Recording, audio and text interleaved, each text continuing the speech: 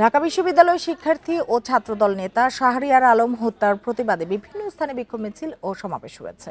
দুপুরে এই কর্মসূচি পালন করেন ছাত্রদল নেতাকর্মীরা।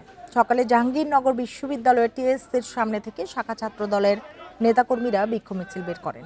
মিছিলটি বিভিন্ন সড়ক ঘুরে কেন্দ্রীয় শহীদ মিনারে গিয়ে শেষ হয়।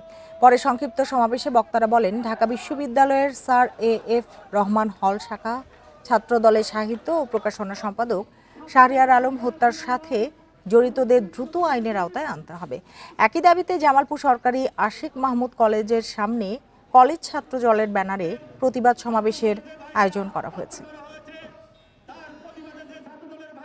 শাহরিয়ার পারভেজ সাম্যকে ঢাকা বিশ্ববিদ্যালয় তার নিজ ক্যাম্পাসে একদল দুর্বৃত্ত নির্মমভাবে কুপিয়ে হত্যা করেছে।